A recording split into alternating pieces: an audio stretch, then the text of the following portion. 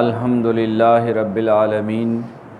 والعاقبۃ للمتقین والصلاۃ والسلام علی صادق الوعد الامین اما بعد فاعوذ باللہ من الشیطان الرجیم بسم اللہ الرحمن الرحیم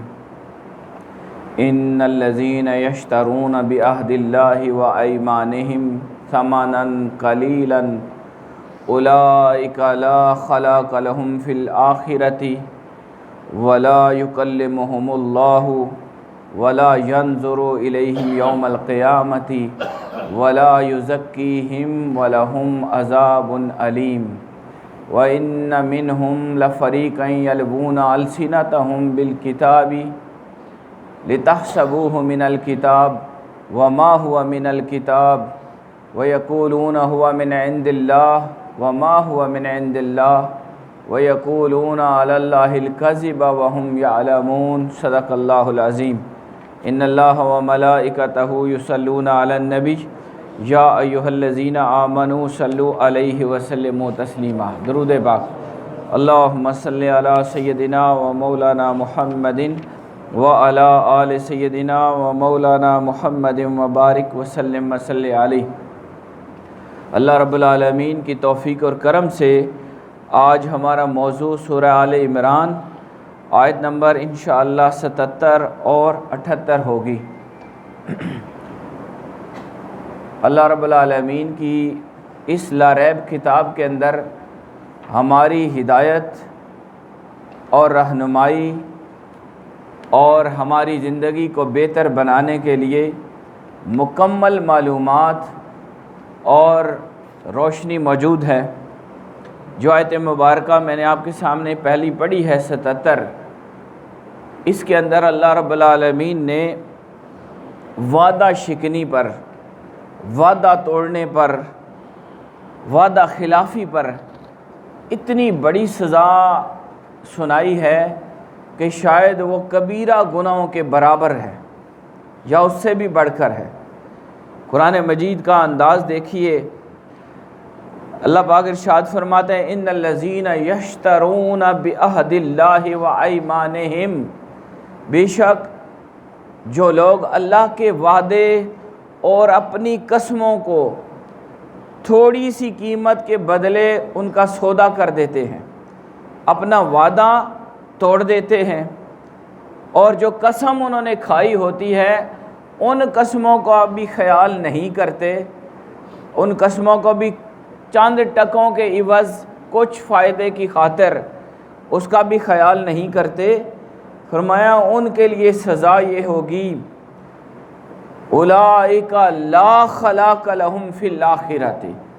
آخرت میں ان کے لیے کچھ حصہ نہیں۔ ایک پھر فرمایا ولا یکلمہم اللہ، اللہ ان سے کلام بھی نہیں کرے گا، ولا ینظر الیہم یوم القیامہ، اور قیامت والے دن اللہ پاک ان کی طرف دیکھے گا بھی نہیں، نظر رحمت بھی نہیں کرے گا، ولا یزکیہم، نہ انہیں پاک کیا جائے گا، وَلَهُمْ عَذَابٌ علیم، اور انہیں دردناک عذاب دیا جائے گا۔ حاضرین اس بات کو غور کیجئے کہ اللہ رب العالمین نے ہمیں مسلمان بنانے کے لیے کون سے اوصاف اختیار کرنے کی تلقین کی ہے کہ اگر ہم اللہ کو وحدہ لا شریک سمجھ کر اس کو اپنا رب مانتے ہیں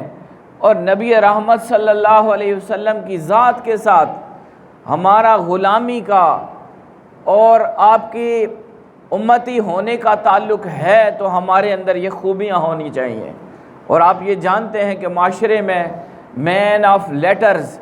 ایک مرد وہ کہلاتا ہے جو اپنے وعدے پر قائم ہو جاتا ہے، جو قسم اٹھاتا ہے پھر اس قسم کو وہ پورا کرتا ہے، سوائے یمین لغو کے، ایسی قسم کے جس میں آپ نے کسی گناہ کی قسم کھائی ہو وہ پوری کرنا لازم نہیں، لیکن باقی ساری قسموں کا پورا کرنا وہ اس قدر لازم ہے کہ اگر کوئی شخص اللہ کے وعدے کو توڑتا ہے جو اس نے اللہ کے ساتھ کیا ہے کہ اللہ تو میرا رب ہے، میں تیرا بندہ ہوں اور میری عبادت وہ تیری عبادت کے لائق تو ہی ہے، میرے سجدوں کے لائق تو ہے، میری تمام طرح کی بدنی اور ہر طرح کی عبادتیں وہ تیرے لیے ہیں۔ اگر اس بات سے کوئی انسان پھرتا ہے اور عبادت کسی اور کے لیے کرتا ہے، یا اللہ کی ذات میں وہ شرک کا طریقہ اختیار کرتا ہے، ذات میں، صفات میں، یا صفات کے تقاضوں میں کسی طرح سے بھی جو اللہ رب العالمین کی ذات کے ساتھ ایک انسان کا خالص تعلق ہونا چاہیے، اگر اس سے پھرے تو اس کا مطلب یہ ہوگا کہ اس نے اپنے رب سے کیا ہوا وعدہ توڑ دیا، کیونکہ ہم نے عالم ارواح میں اللہ سے وعدہ کیا تھا۔ اللہ نے پوچھا تھا الستو بربکم، کیا میں تمہارا رب نہیں؟ تو ہم سب نے، جتنے ہم بیٹھے ہیں اور تمام جو اللہ رب العالمین کی ذات پر ایمان رکھنے والے لوگ ہیں، انہوں نے قالوا بلا کہا تھا، انہوں نے کہا تھا بے شک مولا تو ہمارا رب ہے۔ اور سب سے پہلے یہ آواز ہمارے نبی رحمت امام الانبیاء حضرت محمد مصطفیٰ صلی اللہ علیہ وسلم کی طرف سے تھی۔ تو عہد شکنی، وعدہ خلافی اور قسموں کو توڑنے پر 5 سزائیں ہیں اس آیت کے اندر۔ اللہ رب العالمین فرماتا ہے سب سے پہلی بڑی بات یہ کی کہ آخرت کی ہر نعمت سے انسان محروم ہو جائے گا۔ آپ دیکھیں یہ دنیا ہے اور اس میں ہمارے پاس چند لمحے ہیں، چند سال ہیں، تھوڑی سی زندگی ہے اور یہ فوراً گزر جاتی ہے۔ آپ غور کریں کہ اگر آج میں 50-52 سال کا ہو چکا تو میں اگر جب پیچھے دیکھتا ہوں تو یہ یوں لگتا ہے جیسے ہوا کا جھونکا آیا، کل میں بچہ تھا، آج میری 50 سال گزر گئے۔ ہر شخص اس طرح دیکھے تو زندگی یوں گزرتی ہے جیسے ہوا گزر جاتی ہے، جوانی یوں گزرتی ہے جیسے ایک ہوا ادھر سے آئی ادھر چلی گئی۔ ہمیں غور کرنا ہے اور خود کو اس طرف لگانا ہے، اپنی عادتوں کو، اپنے آپ کو اس طرف لگانا ہے کہ ہم اللہ رب العالمین کی طرف جانے والے ہیں۔ یہ دنیا عارضی، یہ فانی، یہ ختم ہونے والی، اور آخرت نہ ختم ہونے والی ابد الآباد کی زندگی ہے، جس کے اندر اللہ پاک فرماتا ہے کہ اس کے لیے لا خلاق لہم فی الآخرہ، آخرت میں اس کے لیے کچھ حصہ نہیں ہے، کوئی شے اس کو نہیں ملے گی، آخرت کی ہر نعمت سے محروم ہو جائے گا۔ ولا یکلمہم اللہ، سب سے بڑی نعمت آخرت میں اللہ کا دیدار ہوگی اور اللہ سے کلام کرنا، یہ سب سے بڑی نعمت ہوگی۔ آپ کو یہ بات سمجھ تب آئے گی جب آپ محبت کے جذبے کو ایکٹیویٹ کریں، اپنے اندر جذبہ محبت لائیں۔ آپ دیکھیں کہ اگر آپ کو کسی شے سے محبت ہو، پہلے جانوروں سے شروع کرتے ہیں، آپ کا اگر داند رکھا ہوئے، داند، کوڑا یا کوئی بھی شے جو آپ کو بہت اچھی لگتی ہے تو آپ اس کو دیکھ کر بھی خوش ہوتے ہیں، آپ اس کی خدمت کر کے خوشی محسوس کرتے ہیں، آپ اس کے ذریعے اپنا نام بڑا کرتے ہیں۔ پھر اسی طرح بیٹا دیکھ لیں، بیٹی دیکھ لیں، اگر آپ کو اپنے بیٹے بیٹی کو دیکھیں تو کتنی خوشی ہوتی ہے، وہ آپ سے پیار کرتا ہے، وہ آپ کا ادب کرتا ہے، آپ کو قلبی راحت ملتی ہے، آپ کے ہاتھ کا بوسہ لیتا ہے، آپ سے گلے ملتا ہے، تو یہ ساری آپ کی خوشی کی باتیں ہیں۔ کیوں؟ کہ آپ کی اس سے محبت ہے۔ تو جس سے محبت ہو اس سے انسان ملنا چاہتا ہے، اس سے بات کرنا چاہتا ہے، تو سب سے بڑی محبت کی جگہ اللہ رب العالمین کی ذات ہے اور پھر اس کے حبیب کی ذات ہے۔ اللہ پاک فرماتے ہیں میں ایسے بندے کے ساتھ جو وعدہ خلافی کر دے، اپنے وعدے کو توڑ دے، قسم اٹھائے، قسم سے پھر جائے، کبھی اس کو میرا کلام نصیب نہیں ہوگا۔ ولا ينظر الیہم، کسی سے اگر آپ نفرت کرنا چاہیں یا آپ کی نفرت ہو جائے تو اظہار نفرت یہ ہوتا ہے یہ کہ آپ اس کو دیکھتے بھی نہیں ہیں، اس کی طرف منہ بھی نہیں کرتے، یا آپ اس کو دیکھنا پسند نہیں کرتے۔ اللہ نے فرمایا بس یوں ہی میں اس کو نہیں دیکھوں گا۔ جس نے وعدہ کیا اور وعدے سے پھر گیا، اور پھر اس نے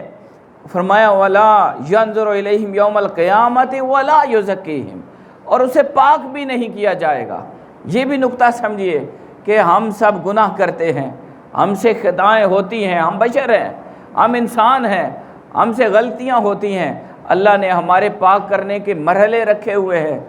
جب ہمیں قبر میں ڈالا جاتا ہے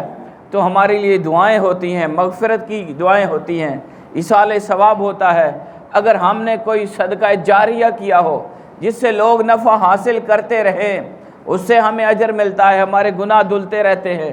اور حضور علیہ السلام کے فرمان کا ایک مفہوم ہے، آپ نے فرمایا کہ میری امت کے بہت سارے لوگ، مفہوم حدیث، کہ جب وہ قبروں سے نکلیں گے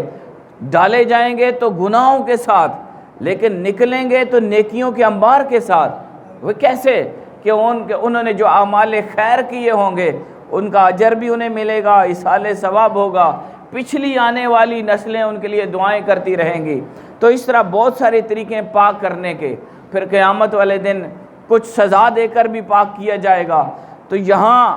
وعدہ خلاف انسان کے لیے جو قسم توڑے، وعدہ توڑے، فرمایا اس کے لیے پاکیزگی کا کوئی راستہ نہیں ہوگا، اسے پاک نہیں کیا جائے گا، وہ گناہوں کے اندر ملوث رہے گا، وہ ناپاکی کی حالت میں رہے گا۔ اور پھر آخر میں فرمایا وَلَهُمْ عَذَابٌ علیم، اور اسے عذاب علیم دیا جائے گا۔ عذاب سزا، اور علیم کا مطلب ہے دردناک۔ اب صرف اگر عذاب آ جائے، یہاں پر ہم ایک دوسرے کو اگر کوئی تنگ کریں تو کتنی تکلیف کی بات ہوتی ہے، اور جب اللہ کی طرف سے عذاب آئے تو اس کا کیا تکلیف اور شدت ہوگی۔ اور جس کی صفت علیم ہو کہ وہ شدت کا دردناک عذاب ہوگا، تو کیا ہم اس کو سہ سکتے ہیں؟ جو مسلمان ہیں، جن کے اندر ایمان کی دولت ہے، جو اللہ رب العالمین کی ذات پر ایمان رکھتے ہیں، جو خود کو مسلمان کہتے ہیں، انہیں اللہ کے اس عذاب سے ڈرنا بھی ہے کہ ہم کوئی ایسا کام نہ کریں، ہم سے کوئی ایسی وعدہ خلافی نہ ہو جائے، ہم قسم پکی کر کے اس کو توڑ نہ دیں، کہیں ہمارا رب ہم سے ناراض نہ ہو جائے اور پھر ہم ان 5 سزاؤں کے مستحق بن جائیں۔ حاضرین گرامی، اس آیت کے حوالے سے مفسرین نے لکھا کہ یہودی علماء، ان میں سے کچھ سردار ایسے تھے، ابو رافع، کعب بن اشرف اور حی بن اخطب، ان کے بارے میں یہ آیت نازل ہوئی۔ انہوں نے کیا کیا تھا کہ انہوں نے وہ وعدہ جو اللہ رب العالمین سے انہوں نے کیا تھا، اور لکھا ہوا ہے کہ نبی آخر الزمان ہمارے آقا حضرت محمد مصطفیٰ صلی اللہ علیہ وسلم کی ذات پر ایمان لانے کا انہوں نے وعدہ کیا تھا۔ تو رات میں یہ بات لکھی ہوئی تھی کہ میرا نبی آئے گا۔ عیسیٰ علیہ السلام نے بھی یہ خوشخبری سنائی تھی، مبشرم برسول یاتی من بعد اسمہ احمد۔ تو یہ جو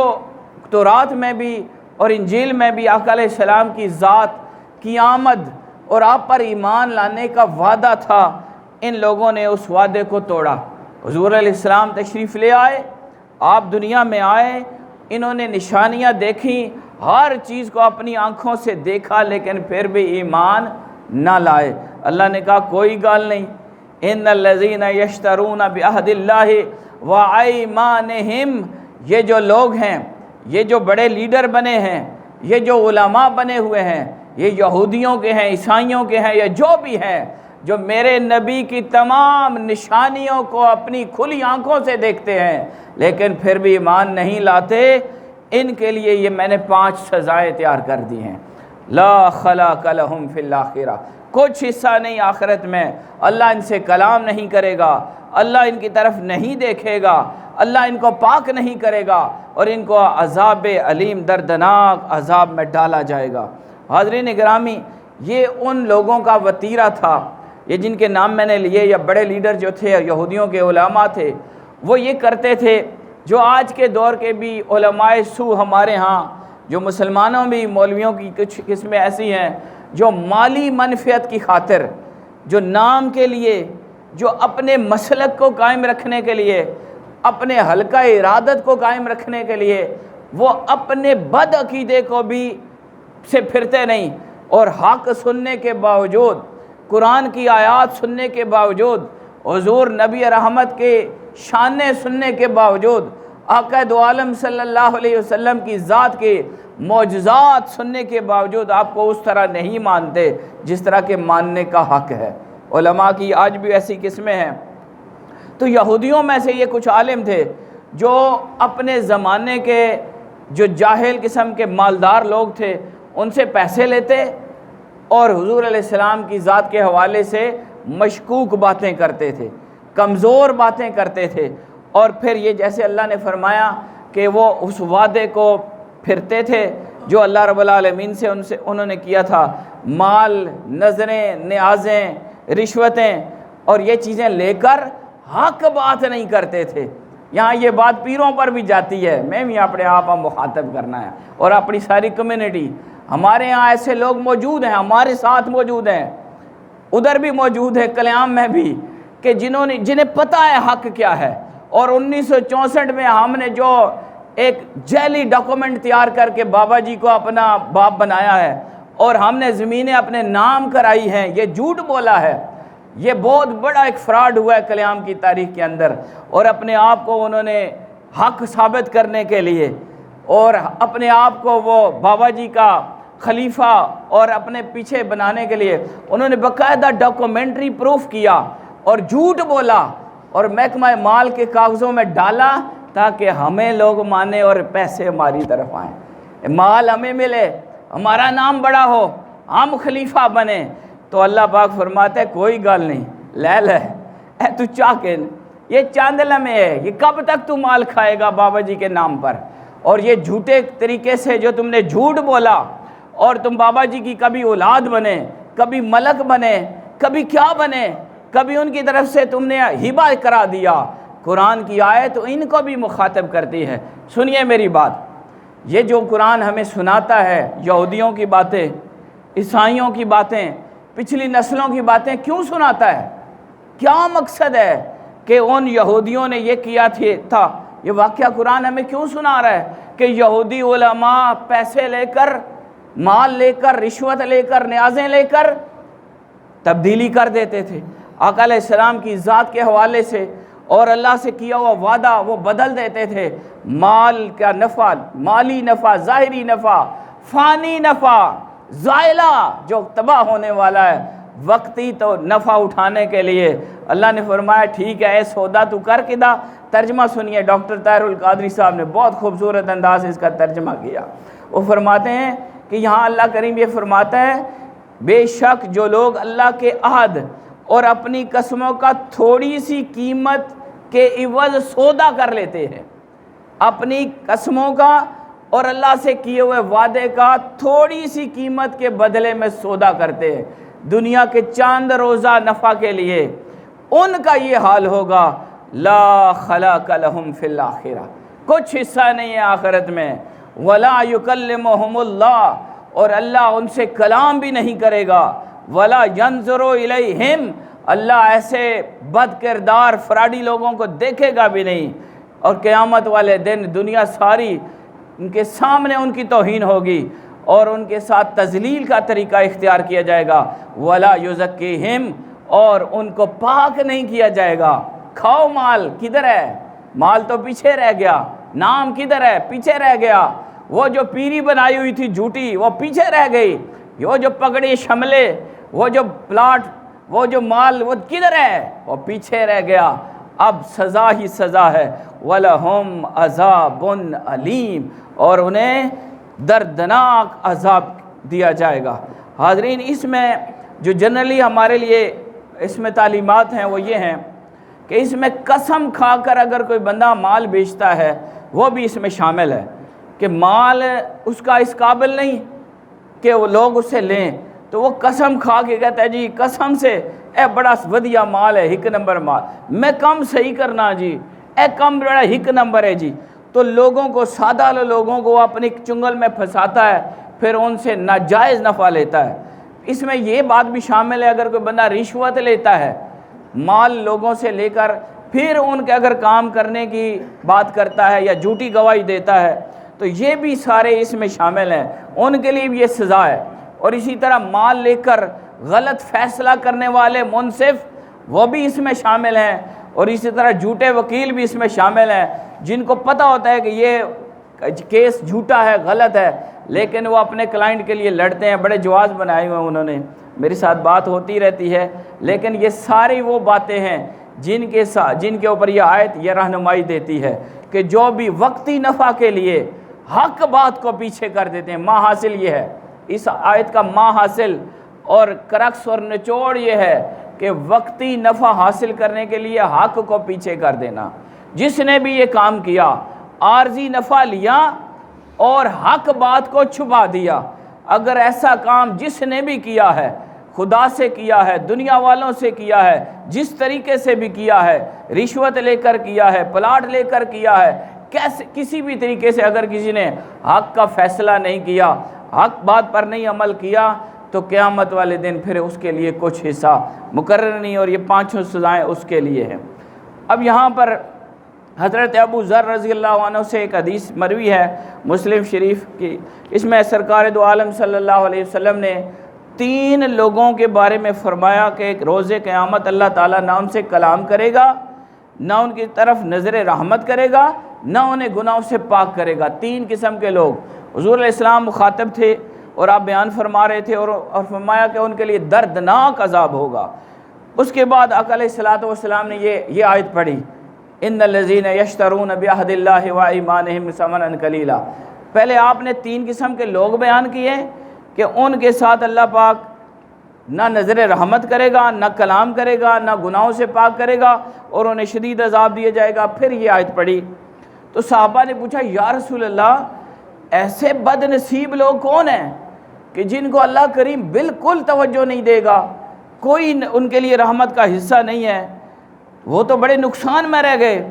حضور علیہ الصلوۃ والسلام نے اس کی وضاحت کی، یہ حدیث پاک نئی بات ہے۔ آپ نے فرمایا جو تکبر کی وجہ سے اپنی شلواروں کو لٹکا کے رکھتے ہیں، تکبر کرتے ہیں۔ ہمارے یہاں یہ آج کل رسم بن گئی ہے کہ ہماری جو شلوار ہوتی ہے وہ ٹخنوں سے نیچے نہیں ہوتی بلکہ ایڑیوں کے نیچے جا رہی ہوتی ہے، اور یہ ایک سٹائل بن گیا ہے، کیوں جی کہ میں بڑا آدمی ہوں، میری شلوار جو ہے وہ نیچے جا رہی ہے۔ تو یہ جو شلوار کو ٹخنوں سے بھی نیچے کر کے گھسیٹنا اور کپڑوں کی پاکی اور ناپاکی کا خیال نہ رکھنا، آپ نے فرمایا ایسے بندے کے لیے اللہ پاک نے فرمایا یہ تکبر کی علامت ہے کہ اس کے کپڑے جو ہے وہ بڑے زائد ہیں، فالتو ہیں، اسے پرواہ نہیں ہے، نیچے لگ رہے ہیں، پھٹ رہے ہیں، کیا ہو رہا ہے، کوئی مسئلہ نہیں، پاک ہے نہ پاک ہیں۔ آپ نے فرمایا ان کے لیے بھی یہ آیت اللہ نے بھیجی ہے۔ اور دوسری فرمایا کہ ایک وہ انسان جو احسان کر کے پھر اس احسان کو جتلائے، میں تینڈے نہ لے کیتا، اور میری وجہ تو تیرا یہ کام ہویا، اور میں نہ ہوا تینا کون پوچھنا لا سی۔ یہ ہمارے معاشرے کے طریقے ہیں۔ تو ہم لوگوں کے ساتھ نیکی بھی کرتے ہیں، اور نیکی کر کے پھر ہم ان کے اوپر احسان جتلاتے ہیں، ان کو اپنے انڈر کرنے کے لیے، ان کو اپنے ماتحت لانے کے لیے، زندگی بھر ان کو ان کی نظریں نیچے رکھنے کے لیے اپنی نیکی ان کے اوپر چڑھا کے رکھتے ہیں۔ آپ نے فرمایا ایک یہ، اور دوسرا فرمایا تیسرا کہ تجارتی مال کو جھوٹی قسم سے عام کرنے والا، اپنا تجارت کا مال تھا، اس نے قسمیں دے دے کے کہا جی میرا مال سب سے 1 نمبر ہے، اور اس طرح باقی مالوں سے اپنے مال کو قسم کے ذریعے آگے کیا جبکہ اس کا مال اس قابل نہیں تھا۔ فرمایا ایسے لوگوں کے لیے 5 سزائیں ہیں، اللہ ان کی طرف نہیں دیکھے گا، کلام نہیں کرے گا، اور ان کو قیامت والے دن کچھ حصہ نہیں ملے گا، نہ ان کو پاک کیا جائے گا، اور انہیں دردناک عذاب ہوگا۔ آخری بات، حضرت ابو امامہ رضی اللہ عنہ روایت کرتے ہیں کہ آقا علیہ الصلوۃ والسلام نے فرمایا جو کسی مسلمان کا حق مارنے کے لیے قسم کھائے، یہ آپ دیکھ لیں ہمارے ہاں یہ بات کتنی پھیل چکی ہے، آپ جو بھی شخص کسی مسلمان کا حق مارنے کے لیے قسم کھاتا ہے، اللہ تعالیٰ اس پر جنت کو حرام کر دیتا ہے، اس لیے کہ اس کا مال میری طرف آ جائے، اور دوزخ اس کے لیے لازم کر دیتا ہے۔ ایک شخص نے عرض کی یا رسول اللہ، اگر تھوڑا جب مال جھوٹ بول کے چاقیدہ ہوئے، ذرا سا مال قسم کھا کے کسی نے چاقیدہ ہوئے، چھوٹا موٹا کام جو ہم روٹین میں کرتے رہتے ہیں، کوئی مسئلہ ہی نہیں۔ آپ نے فرمایا اگر قسم کھائی اور حق کی دوسرے کا مال لیا، اور جھوٹی قسم اور جھوٹی طریقے سے ناجائز طریقے سے اپنے مسلمان کا مال، چاہے ایک پیلو کی شاخ ہی کیوں نہ کھائی ہو، ایک درخت کی ٹہنی کیوں نہ لی ہو، تب بھی اللہ کریم اس کے لیے دوزخ کو لازم اور جنت کو حرام۔ حاضرین، یہ ہمارے لیے آیات ہیں اور یہ ہمارے لیے رہنمائی ہے کہ ہم اپنے زندگی کے مالی معاملات کو کیسے دیکھتے ہیں۔ قرآن کی ان آیات سے آپ نور لیجئے اور جو اگلی آیت میں نے پڑھی تھی انشاءاللہ اس کو پھر اگلے جمعہ کو بیان کریں گے، وقت ہو چکا ہے۔ اللہ کریم ہمیں قرآن کی تعلیمات پر کما حق عمل کرنے کی توفیق عطا فرمائے۔ وما علینا الا البلاغ۔